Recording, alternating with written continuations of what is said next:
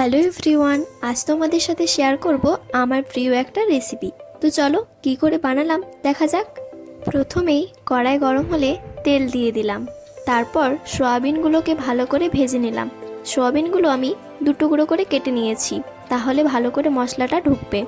সয়াবিনগুলোয় একটু নুন দিয়ে ভালো করে নাড়াচাড়া করে ভেজে নিলাম। তোমরা কে কে সয়াবিন খেতে পছন্দ করো অবশ্যই কিন্তু আমায় কমেন্টে জানিও।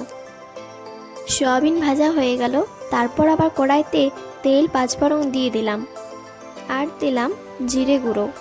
ভালো করে এগুলোকে ভেজে নিলাম। তারপর আদা রসুন বাটা, হলুদ দিয়ে ভালো করে ভেজে নিলাম মশলাটা কড়াইতে লেগে যাওয়ার জন্য দিয়ে দিলাম অল্প পরিমাণে জল। আমি আজকে সয়াবিনটা খুব সিম্পলভাবেই রান্না করছি। তারপর ভালো করে নাড়াচাড়া করে মশলাটা কষে নিলাম।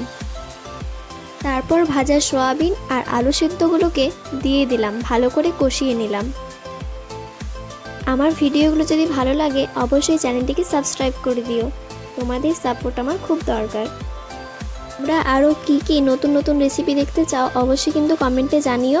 আমি চেষ্টা করব সব রকম রেসিপি তোমাদের সামনে আনার। বেশ কিছুক্ষণ মশলাটা কষানোর পর দিয়ে দিলাম অল্প পরিমাণ জল। জলটা ফুটে গেলেই নামিয়ে নেব আমাদের সয়াবিনের তরকারি। এভাবে তোমরা বাড়িতে বানিয়ে দেখবে, খুবই ভালো লাগবে। কেমন লাগলো রেসিপিটা জানিও, আর ভালো লাগলে লাইক, কমেন্ট অ্যান্ড শেয়ার করে দিও।